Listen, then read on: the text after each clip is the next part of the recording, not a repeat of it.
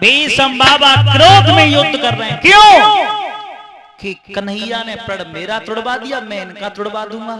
और जेऊ मालूम है कि काल बता चुके हैं तो मरे वो जरूरी है, मरना पड़ेगा और काल बता चुके हैं। तो भीष्म बाबा ने अर्जुन के सामने ला करके रथ खड़ा कर दिया और घोर युद्ध किया।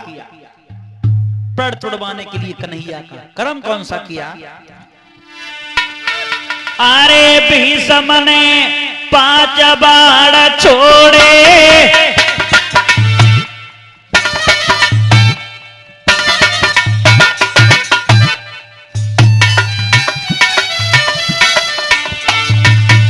और एक से काटी ध्वजा, चारिती मार गए घोड़े।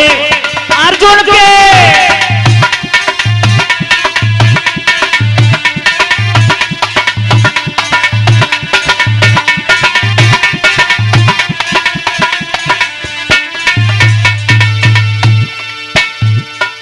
5 बाण मारे, एक से ध्वजा काट दी, 4 से घोड़ा मार के डाल दिए। अरे कैसेटी पैनी सी छोड़ी, अब रिस कर दई चुलाई धुरी, अब वाहन की तोड़ी। भीष्म ने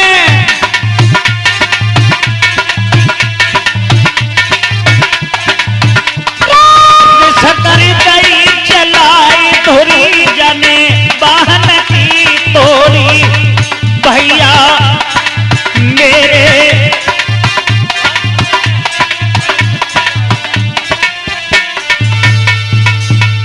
जो एक बाण बाद में चलाया, धुरी तोड़ दी।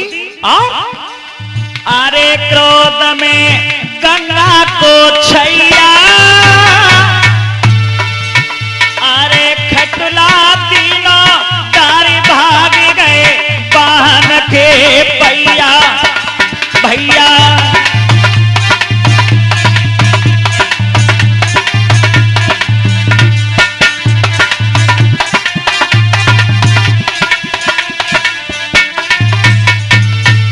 अर्जुन का रथ जिस समय तहस नहस किया, अर्जुन कहूं गिरे, कन्हैया कहूं गिरे, गांडीव धनुष कहूं गिरो, कन्हैया के हाथ से कोड़ा कहूं गिरो। समझ गए? भीष्म बाबा जा से बढ़िया मौका नहीं मिलेगा। उसी समय सोच समझ के आप भीष्म ने भैया लीनो बाण चढ़ाई। अरे सादी निशानो दाओ के सब पे, के सब पिरन गए घबरा।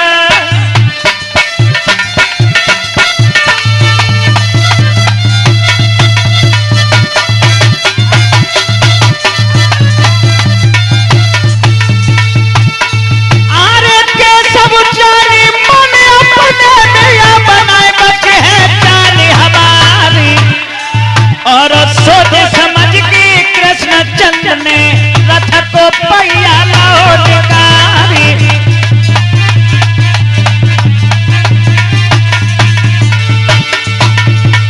भीष्म बाबा ने जैसे ही बाण निकाल करके कन्हैया पे निशाना बनाया, कन्हैया समझ गए भीष्म बाबा बहुत समय है, जिंदा नहीं छोड़ेंगे। उसी समय और मंत्र मार के कृष्ण ने और चक्र सुदर्शन लो बनाई। अरे चक्र सुदर्शन देख कृष्ण पे बाबा तीनों धनुष गिराई।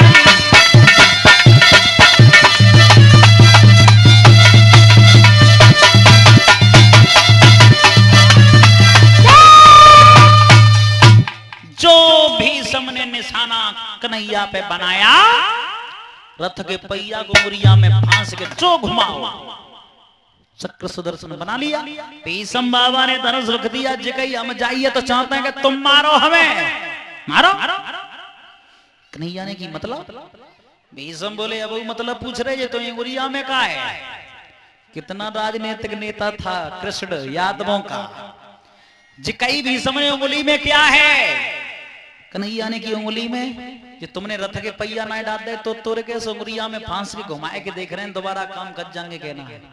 भीषम ने किया बच्चा कछू को और प्रण तो तुम्हारा टूट गया। दूसरी बार जब रथ सजा करके लाए, शिखंडी नाम के वीर को सामने रखे, भीषम बाबा ने धनुष छोड़ दिया। अर्जुन ने इतने बाण मारे गिन गिन के, कोई अंग बाकी नहीं छोड़ा।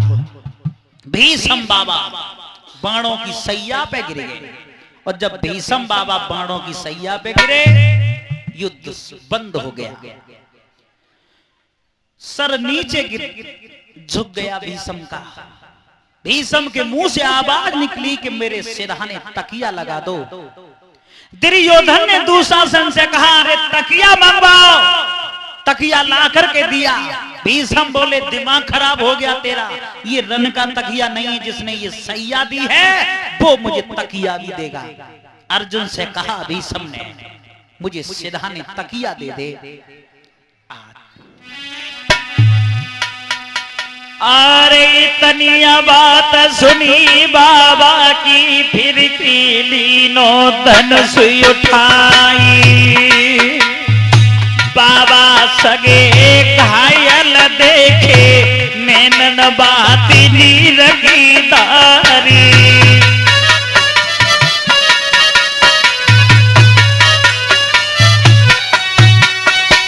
अर्जुन सोचे मन अपने में, तेरी जगह जाहिर तलवारी।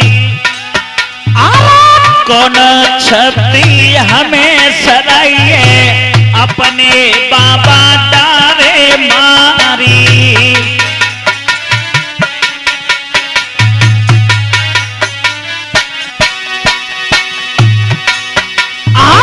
बड़े बड़े मंदिर पर चला बे, तो सिर को बिरन उठाई।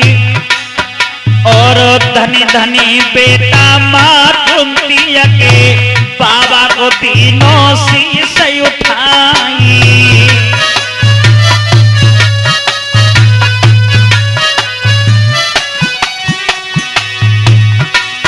अरे फेरी भी सब बोलन लागे, हमको पानी दे पिलवाई के। अरे दुर्योधन पानी मंगवाओ, तब भीषम ने कही सुनाई।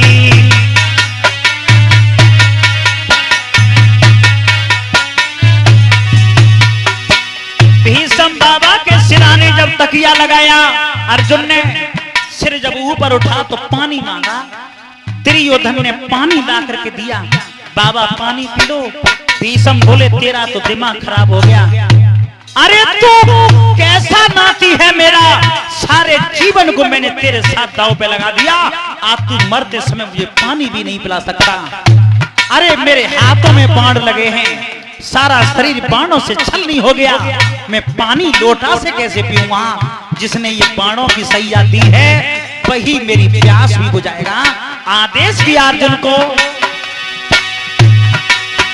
अरे घन हुक्म दो रथ को, बेटा दे मेरी प्यास बुझाई।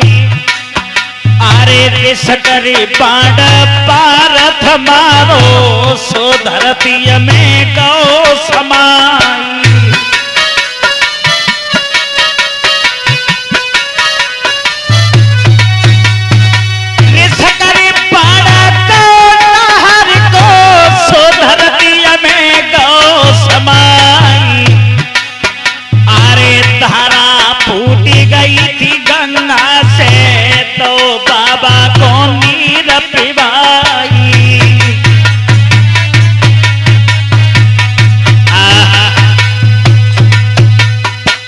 बोलिए गोविंद भगवान की। अर्जुन ने जब मंत्र मार करके क्रोध में बाण चलाया, वो पृथ्वी में समा गया, गंगा की धार फूटी। अपने बेटा की प्यास बुझाने के लिए गंगा स्वयं चल करके आई, सीधी धार मुंह में गिरी। उसके बाद 18 दिन तक युद्ध और हुआ था। 18 दिन तक युद्ध हुआ।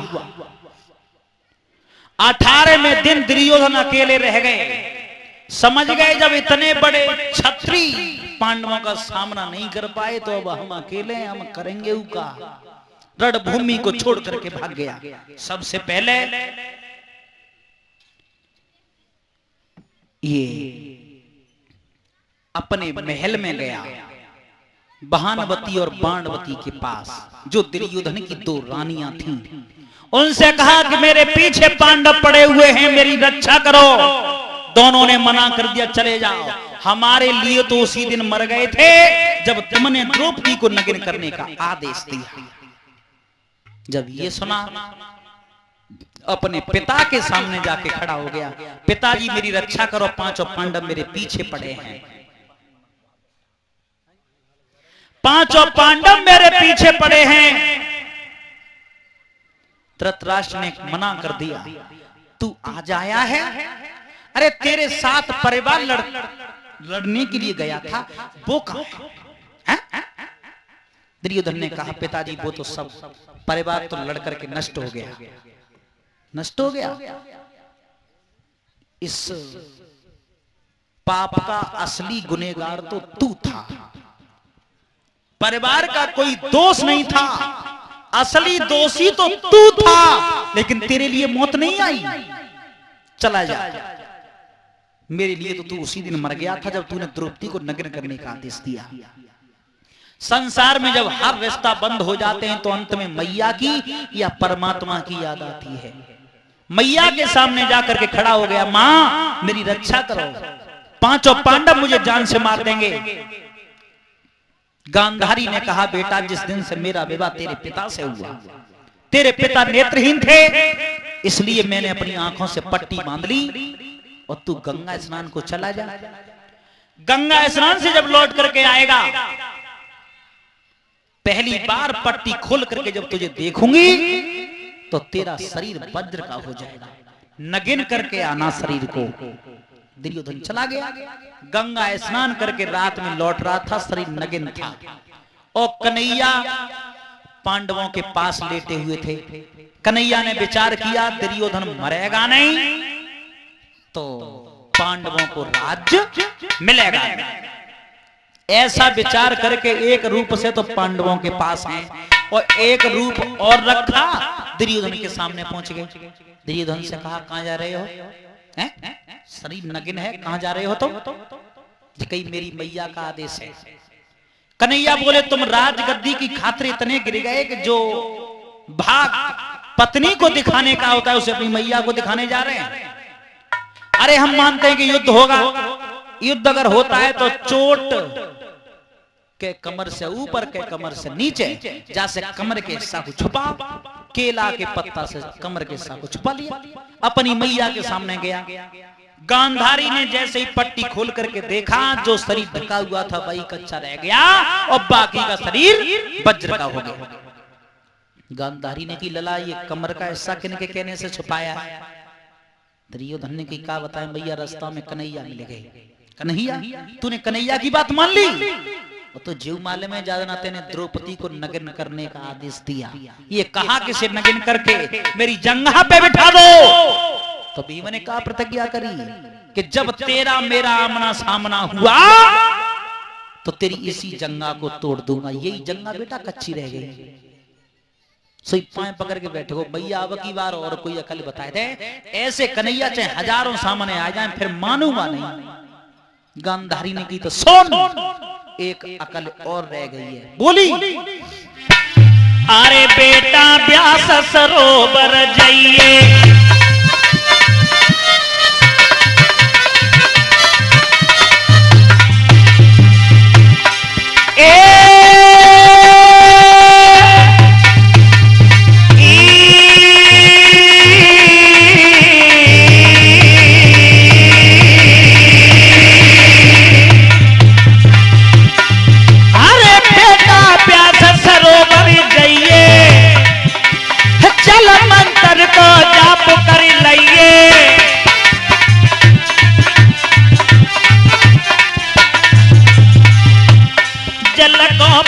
उतरी की जाइए, आज की रात निकली मती आइए, गाली कोई देश नहीं करी जाइए।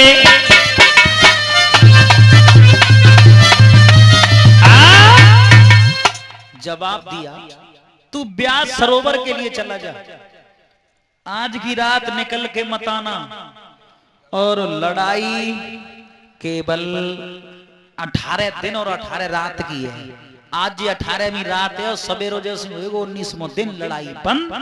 केवल आज की रात निकल के मत आना, चाहे कोई गारी क्यों न दे तो रहे, सुन तो रही है।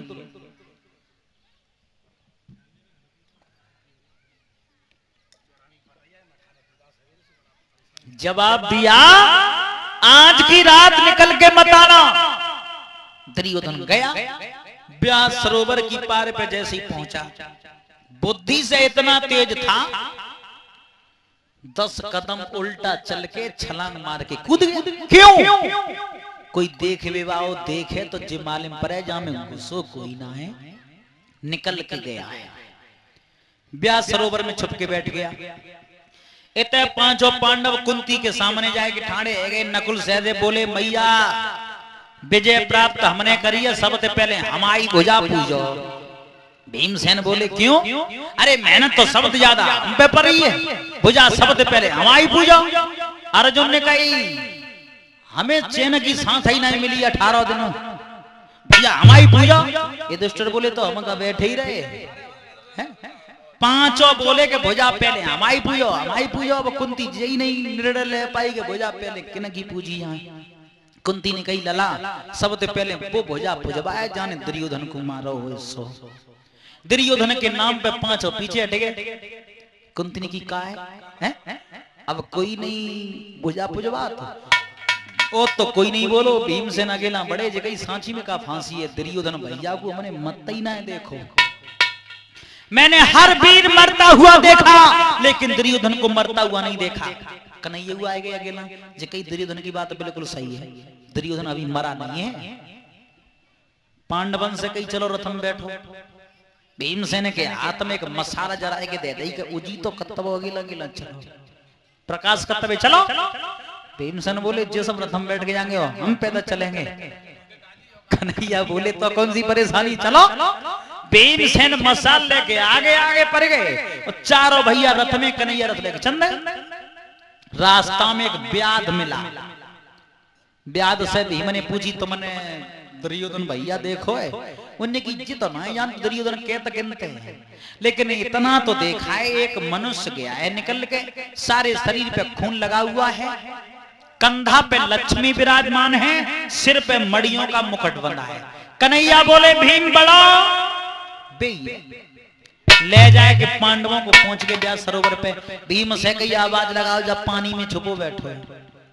भीम ने प्रकाश में पानी के चिन्ह देखे, जे कई कन्हैया जामे कोई घुसो नहीं है, निकर के तो गौ है। कन्हैया बोले, भीम बल तुम में ज्यादा है, बुद्धि तुमसे क्यों गुनी ज्यादा है। बामे ये बाई के पानी के चिन्ह है, जाई पानी में छुपो बैठो, आवाज लगाओ। कल है, अवतार है, महान क्षत्रिय है, तू आवाज देगा तो वो निकल के आएगा। आवाज लगा। भीमसेन आवाज दे रहा, शर्म आनी चाहिए तुम्हें, सब परिवार लड़ करके कुरुक्षेत्र में मिट गया तेरा, और तू पानी में छुप के बैठ गया। जो आवाज दुर्योधन के कान में गई, हाथ में गदा लेके ठाड़ो बढ़ो। लक्ष्मी रहे पास में। लक्ष्मी ने की कहां जा रहे हैं? 5 पांडव और छठ में हमारे पे। कन्हैया के लिए इशारो करो। छठ में कन्हैया ये 6 तुम्हें मारे बे के ठाणे पारे पे, तासे नहीं बैठ जाओ। अब दुर्योधन मई रोक ले और निकल के नहीं आए। भीम ने की कन्हैया से, काय के लिए पागल बनाए रहे, रात में क्यों चिल्लवाए रहे हम पे? जा में कोई ना आए। और कन्हैया ने गणित काटो, विचार करो, हम बाय जान से मरवाए वे के लिए ठाणे और भीतर बैठी बचाती हैं। कन्हैया ने कही, भीम भाई तेने ऐसी बात ही ना है कही जो छाती को फाड़ के पार निकल जाए। ऐसे शब्द बोल दे जिन शब्दों को दुर्योधन सहन कर पाए। आज भीम उन शब्दों को प्रयोग कर रहा है, उन शब्दों के बारे में पांडव सपने में भी सोच नहीं सकते थे। बोला,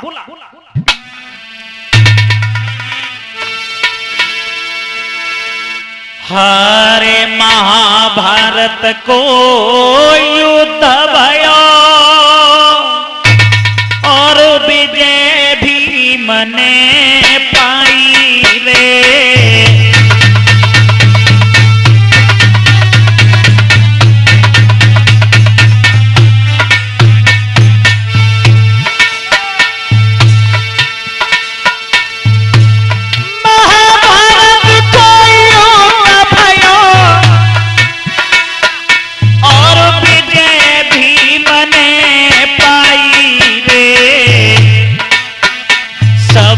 कुनबा मरी गो खेतन में परी तो शर्म ना आई रे।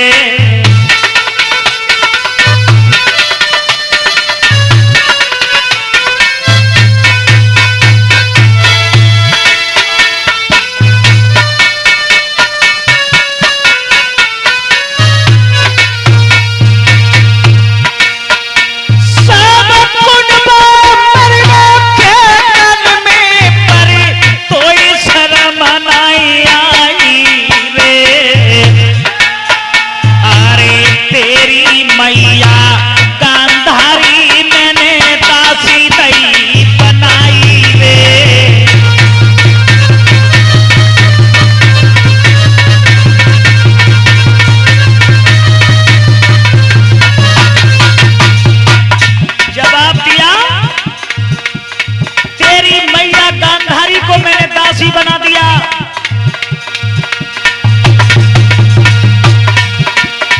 हरे तेरी मैया गांधारी मैंने दासी दई बनाई रे। द्रौपदी के वो आंगन में अब झाड़ू रही लगाई रे।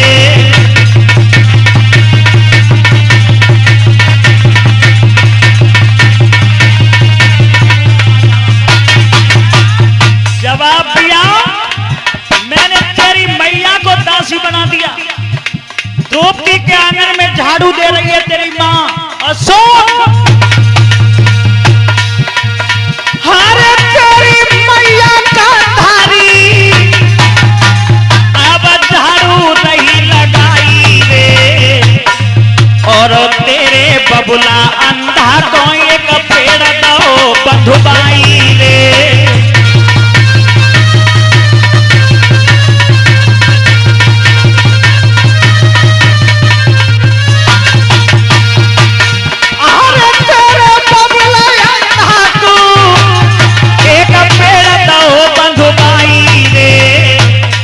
और जब कोड़न की मारो पर वो हाय हाय चिल्लाई रे।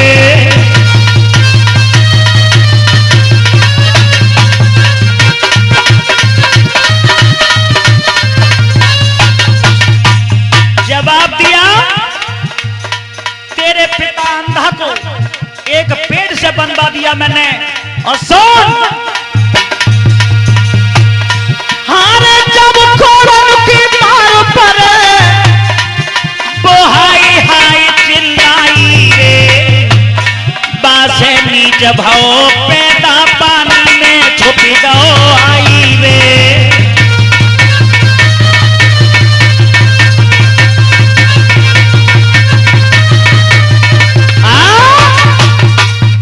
बोलिए गोविंद भगवान की।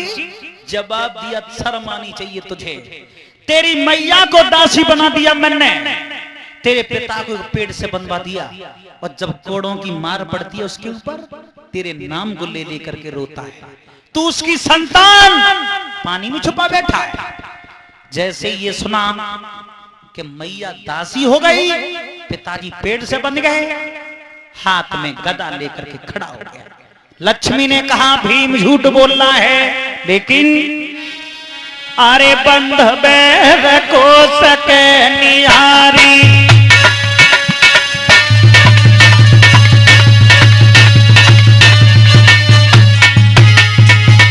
अरे बंधो बैर को सके निहारी चरण से फेरे लक्ष्मी डारी।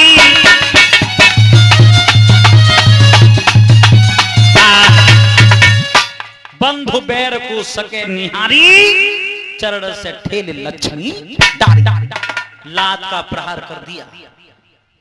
मनुष्य का जब बुरा वक्त आता है तो वो लक्ष्मी में ठोकर मारता है। लक्ष्मी पीछे गिर गई, तारे पे आके खड़ा हो गया। कहां नकुल, कहां सहदेव, कहां भीम, हम युद्ध के लिए तैयार हैं। युधिष्ठिर ने सामने आके हाथ जोड़े, भैया आवे कुछ नहीं बिगड़ो, केवल हमें 5 गांव दे दो और राज तुम संभाल लो। दुर्योधन ने कहा बिना युद्ध के सुई की नोक के बराबर पृथ्वी नहीं दूंगा। युधिष्ठिर ने कहा अगर युद्ध से अभी तुम्हारा पेट नहीं भरा, सब परिवार मरवा दिया तन्ने, तो हमसे मांग लो तुम क्या चाहते हो। दुर्योधन ने कहा दिमाग खराब हो गया तुम्हारा, तुम ये नहीं जानते राजा प्रजा से नहीं मांगता, प्रजा मांगती है राजा पे। अगर राजा प्रजा पे मांगे तो धर्म नीति के खिलाफ है, समझे। युधिष्ठिर ने कहा भैया तुम धर्म नीति भी जानते हो। बोले भैया धर्म नीति के बारे में बोध तो आया, लेकिन सब कुछ खत्म हो गया। तब बोले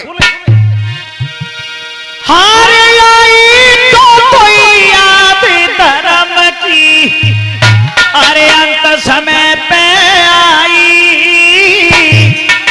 और अगर याद पहले आ जाती तो की नहीं लड़ाई।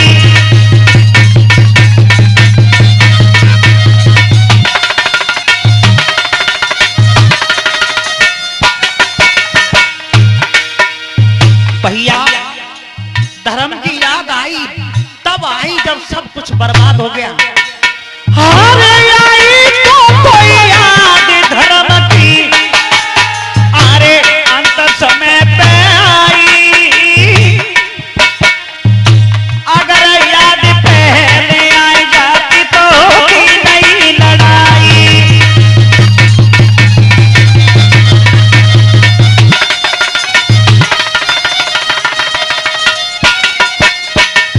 भैया धर्म की याद आई तब आई जब सब कुछ बर्बाद हो गया। अगर ये धर्म की याद पहले आ जाती तो शायद युद्ध नहीं होता। अगर भैया तुम्हारा लड़ाई से पेट नहीं भरा है तो हम 5 और ठाणे हैं, बोलो किन से लड़ोगे। कन्हैया बोले दुष्टर दिमाग खराब, हमें ये लग रहा है तुम्हारा हो गया है?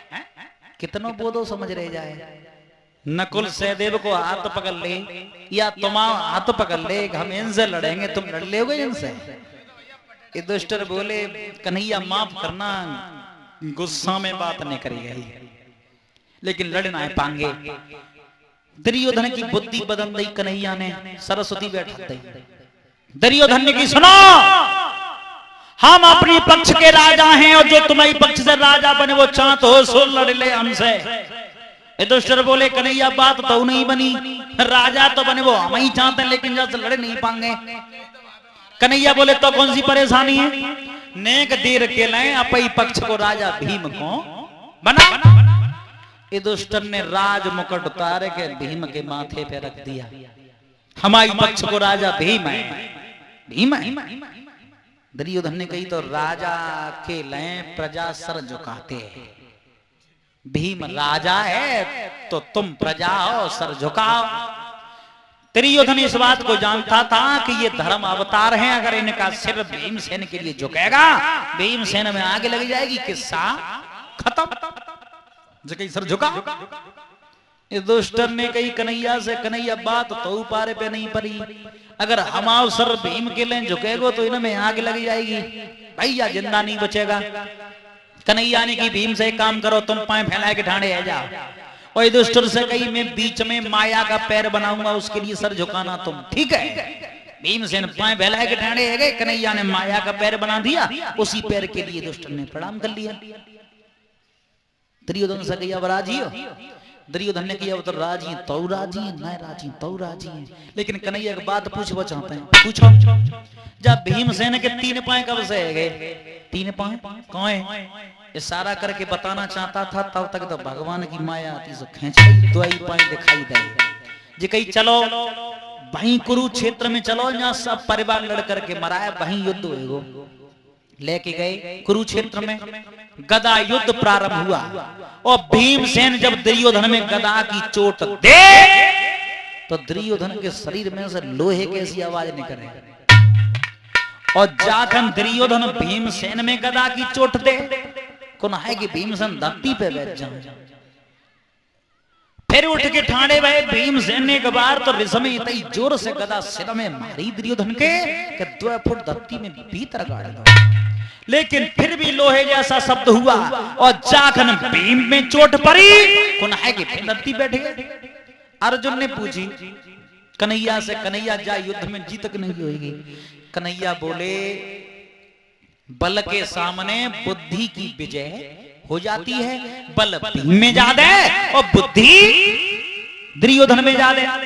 सही हाथ जोड़ के कही अर्जुन ने, कन्हैया युद्ध तुमने पारे पे डरवाओ है, चल लड़ाई है और जितवाए दे सुई के साह कट जाएगा। कन्हैया बोले हमारे मुंह से तो कुछ कंगे ना है, हाँ अगर भीम हमारे घाय देख ले तो इशारा कर दूंगा। और जा बात सब जानते ही 2 मल्ल अगर अखाड़े में लड़े और जो मल्ल दबतवात हुए सो देखा तो दिखवैया नुमाए कोई जय कह दे कुश्ती बराबर है। भीमसेन का शरीर जब पस्त हुआ तब नजर कर रहा है कन्हैया की तरफ और जान ले कन्हैया ने कि अब मेरे ही मैं देख रहा हूं, तो कन्हैया ने इशारा किया, अरे मोहन ने दिया इशारा,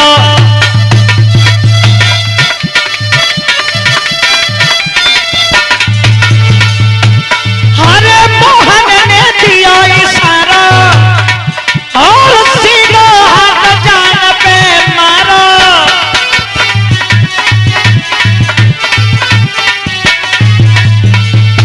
सीधा हाथ जंगा पे दिया, अगर मारना चाहता है तो जा मार जांग पे और जाकर इशारों मिलो भौका करे अपने में गदा समारी भेज के चोट जान पे मारी, दाई जान तुरंत तो डारी पापी दो भूख पे डारी।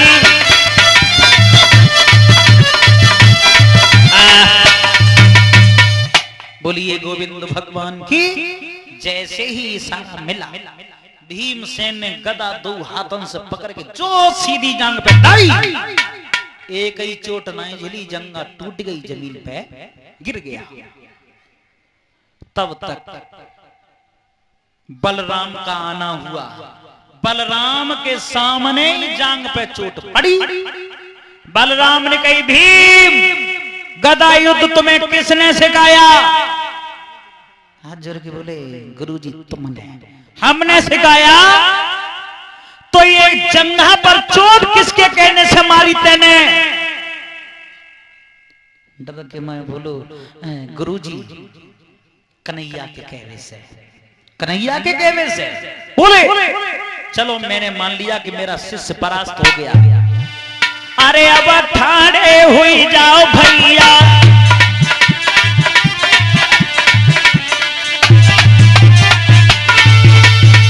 जवाब दिया बलराम ने, अरे ठाड़े हुई जाओ पांचों भैया, सन में आवे गरुड़ चढ़ैया, तब देखे कितने और लड़ू भैया।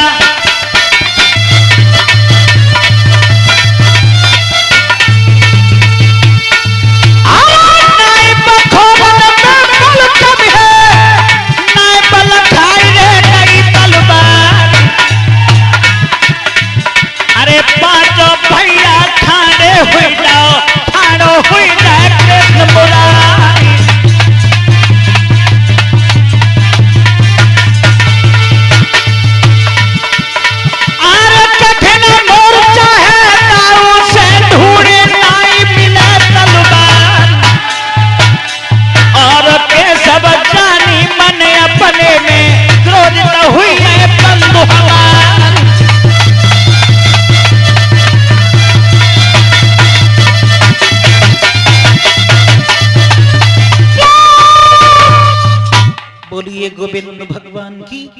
बलराम ने कहा दुर्योधन की तरफ से मैं युद्ध कर रहा हूं, खड़े हो जा। और जो कन्हैया ने भैया की शक्ल देखी समझ गए जैसे तैसे तो विजय करवाए पाही तो तक आए गए। एक बात और बताएं तुम्हें, बलराम को कन्हैया ने 18 दिन 18 रात महाभारत के युद्ध में भाग नहीं लेने दिया। क्यों?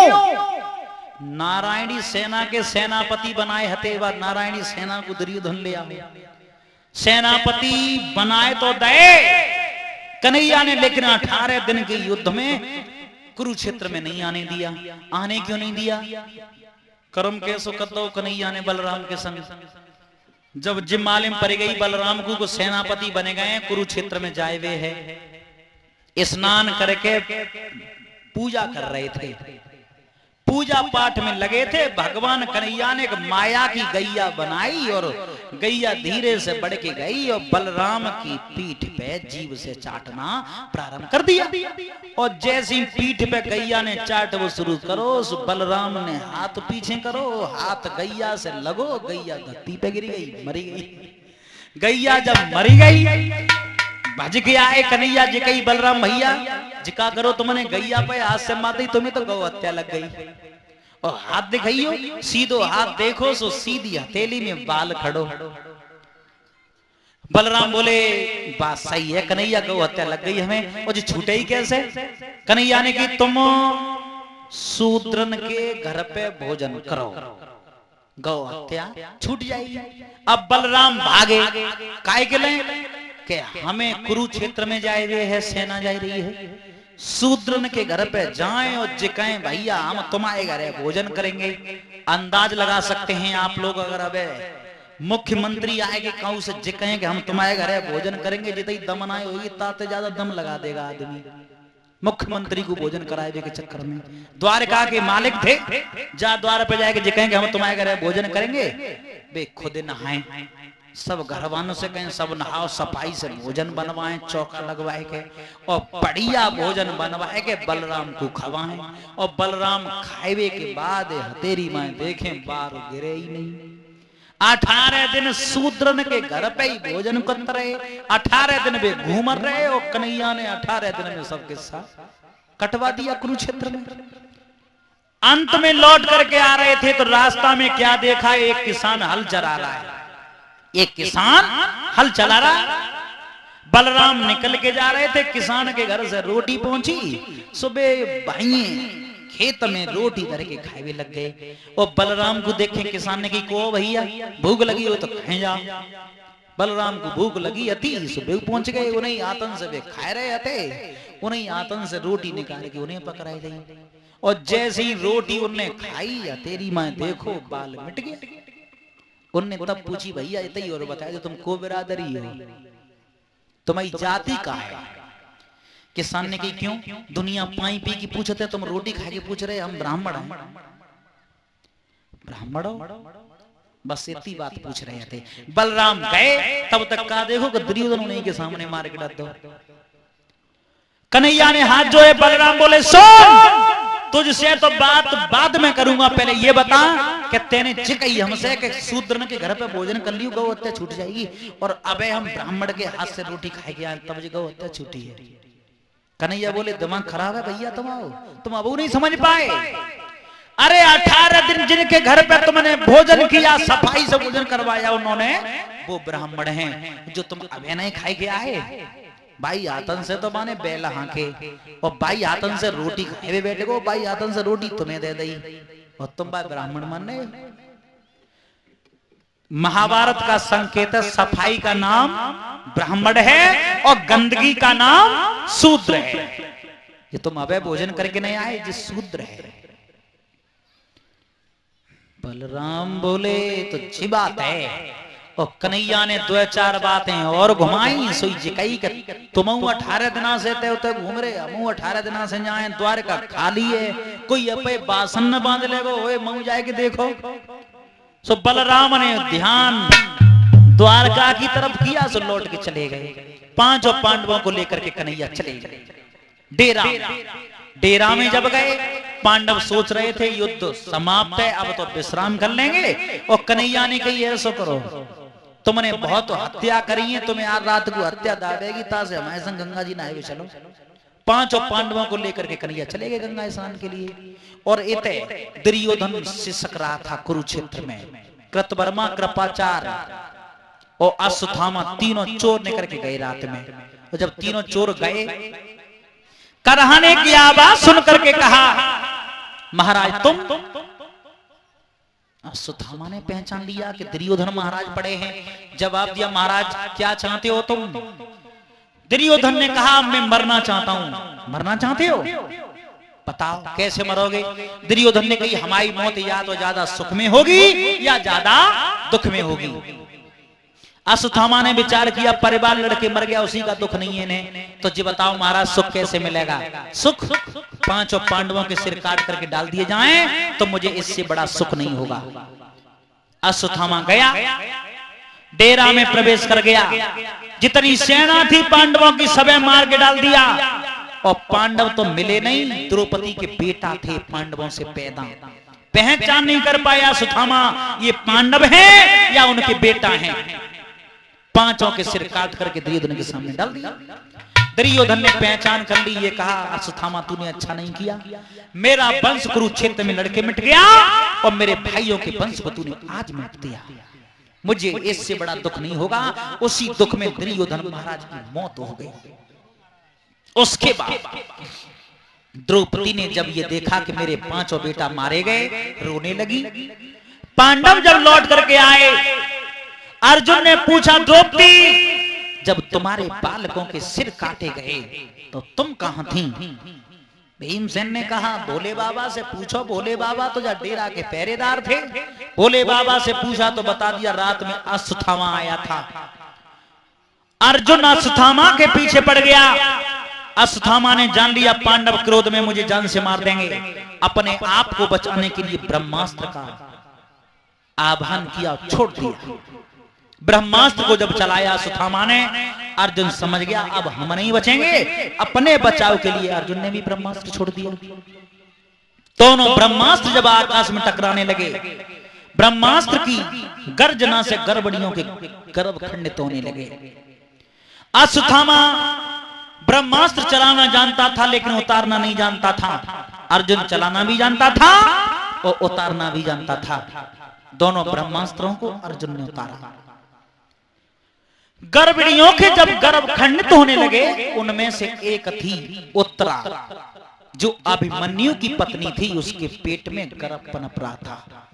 जब दर्द हुआ तो अपनी सास सुभद्रा से उत्तरा हाथ जोड़ करके बोली, क्या? मेरी सास ले प्राण बचाई, पेट में दर्द भारी, दर्द भारी, मेरी मैया प्राण बचाई।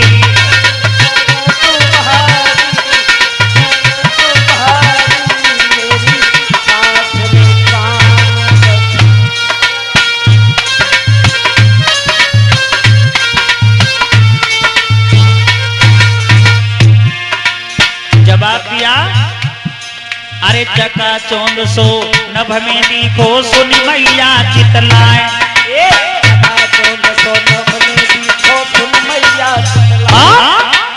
जब से नजर गई ऊपर को, चमक सही ना जाए, चमक सी मारी, मेरी सास ले प्राण बचाए।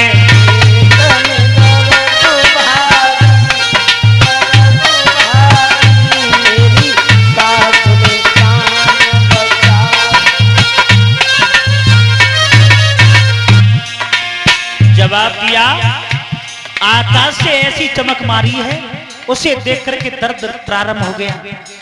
सुभद्रा ने कन्हैया से जाकर के कहा कि इसके गर्भ की रक्षा करो। तो कन्हैया समझ गए कि पांडवों के वंश को चलाने वाला वारिस इसी के पेट में पनप रहा है। उसी समय अरे सोचे समझ के गिरधारी ने चक्कर लयो उठाए,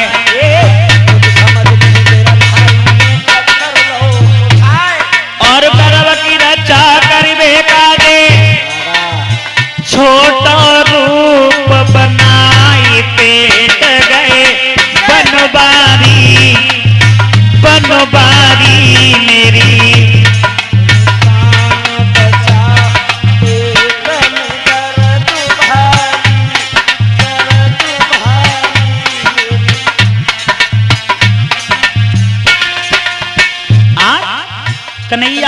छोटा सा रूप बना करके जब पेट में गए, उसके बाद सोचे समझ के गिरधारी ने ढकना लयो बनाए,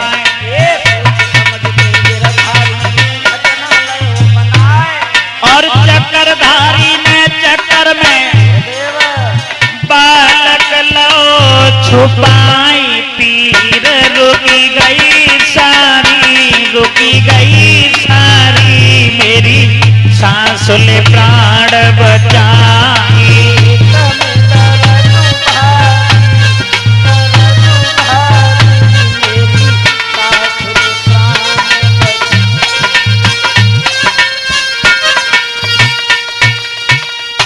बोलिए गोविंद भगवान की। कन्हैया ने उस बच्चे की रक्षा की। उसके बाद गर्भ का जब समय पूर्ण हुआ, बच्चे का जन्म हुआ, जन्म लेने के बाद बच्चे ने न तो आंखें खोली, न रोना प्रारंभ किया और न दूध पिया। सुभद्रा ने बच्चे को गोद में लेकर के कन्हैया की गोद में दे दिया। भैया हाँ, न तो ये बच्चा रो रहा है, न आंखें खोल रहा है, न दूध पी रहा है। कन्हैया समझ गए कि इसके शरीर में ब्रह्मास्त्र की चोट लगी हुई है। उस चोट को भगवान ने अपने आप में खींच लिया और बच्चे के शरीर से जैसे ही चोट खींची, आंखें खोल दी। सुभद्रा ने कहा भैया, इस बच्चे ने तुम्हारी गोद में आंखें खोली हैं, तो तुम इसका नाम भी रख दो। कन्हैया बोले हम? तो उस बच्चे का प्रथम नाम रखा गया विष्णुराज, और दूसरा नाम कन्हैया ने जो रखा, बताया कि ये बच्चा मेरी परीक्षा कर रहा है। ये विचार कर रहा है कि जब मैं गर्भ में था तब भी ये रूप था, और जब हम गर्भ से बाहर हैं फिर भी ये रूप है। ये बार बार मेरी परीक्षा कर रहा है, तो मैं इस बच्चे का नाम परीक्षित रखता हूं। बोलिए परीक्षित महाराज की।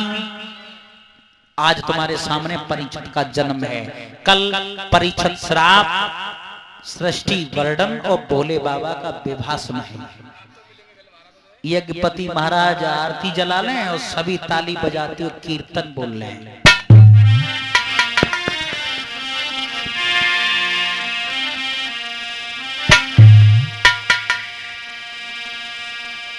अरे मेरे ससुरे पठैयो संदेश, नियरबा में आग लगी रे।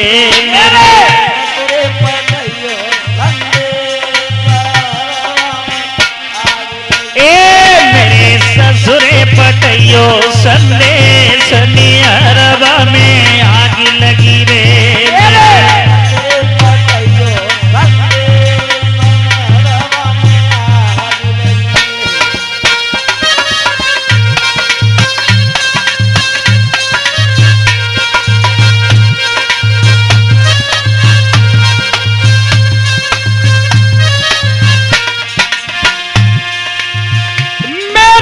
ससुरी पठैयो संदेश, नियरबा में आग लगी रे। ससुरी पठैयो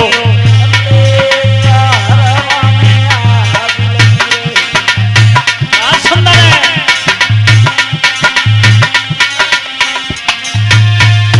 अरे आग लगी मेरो सबक छुजरी गो,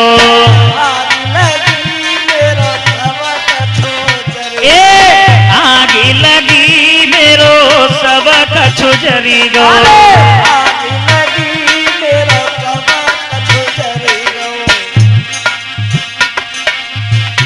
और जरी करम की रे, खनियरबा में आग लगी रे।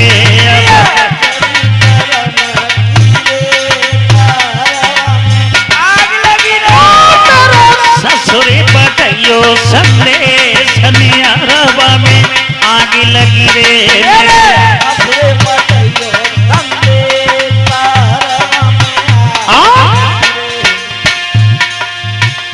अरे पांच पांच मेरी जरी सहेली,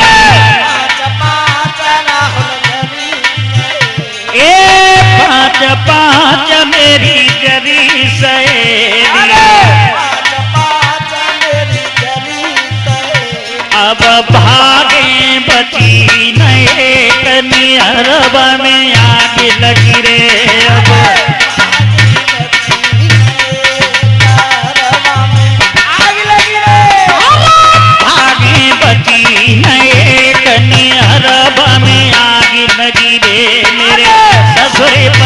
जो संदेश निहरब में आन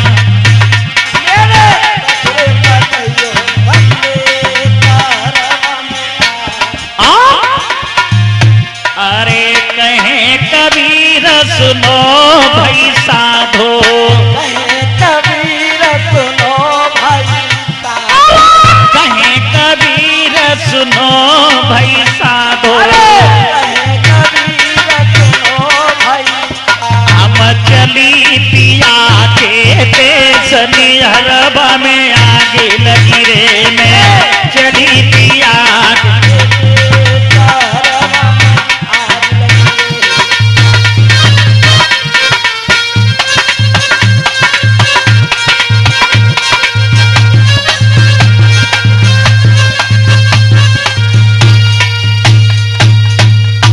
बोलिए गोविंद भगवान की। आप सभी आरती के लिए खड़े हो जाइए। किसी के पैर में जूता चप्पल नहीं होना चाहिए। कौन दूरी मत उतारी उसको कोई और ही पैर जाए फिर ढूंढते ही फिरो।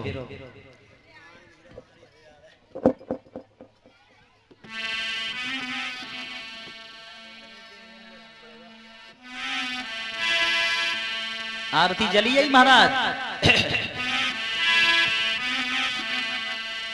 जगमग जगमग ज्योति जली है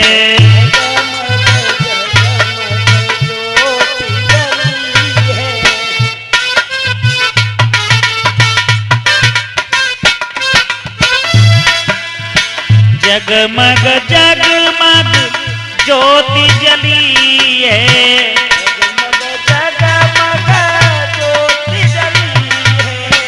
जगमग जगमग ज्योति जली है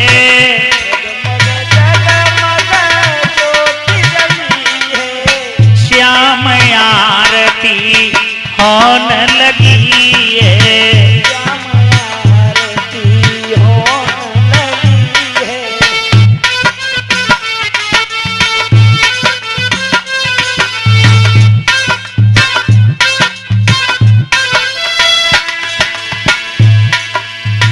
कर जोरे सब भक्त मनावे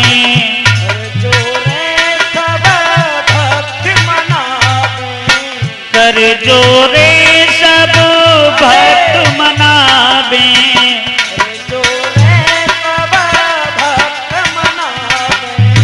बार बार ये विनय सुनावे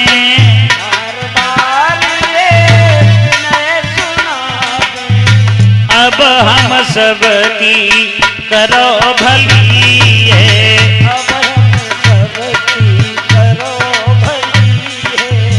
जगमग जगमग ज्योति जली है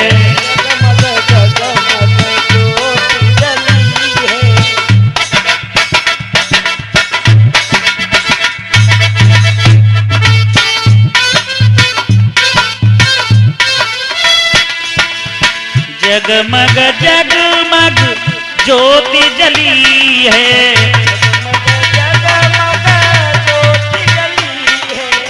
श्याम आरती होने लगी है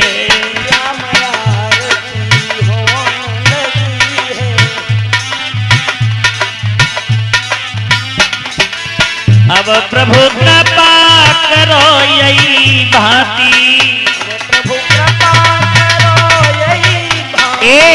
अब प्रभु कृपा करो यही भांति सब तरी भजन करें दिन राती सब भक्तन मन आस लगी है सब भक्तन मन आस लगी है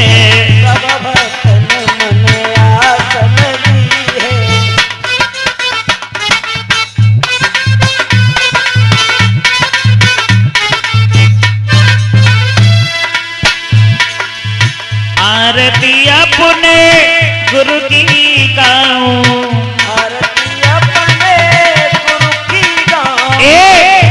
आरती अपने गुरु की गाऊं, आरती अपने गुरु की गाऊं, श्रद्धा से उन्हें शीश झुकाऊं, श्रद्धा से उन्हें शीश झुकाऊं, हृदय मन ये खिलती कली है, हृदय मन ये खिलती कली है, जगमग जगमग ज्योति जली है, जगमग जगमग ज्योति जली है, राधा रानी की जय, ब्रज रानी की जय,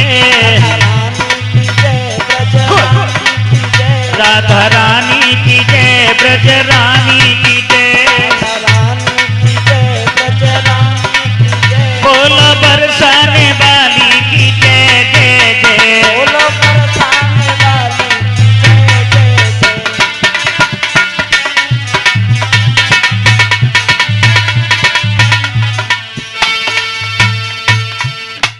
बोलिए गोविंद भगवान की, सतगुरुदेव महाराज की, श्रीमद् भागवत महापुराण की, धर्म की अधर्म का, प्राणियों में विश्व का, गंगे मैया की, यमुना मैया की, बस्ती माता की, गौ माता की, आज के आनंद की, यज्ञपति महाराज की, परीक्षित महाराज की, संत समाज की, सभी देवी देवताओं की, नगर निवासियों की, क्षेत्र वासियों की, सभी देवी देवताओं की, सैयद महाराज की, लली ललन की, जय हर हर महादेव, जय श्री राधे श्याम सीताराम। यज्ञपति महाराज आरती का थाल घुमा दें और व्यवस्था पर प्रसाद वितरण करा दें। सभी श्रोता जन आरती व प्रसाद लेकर के जाएं। धन्यवाद।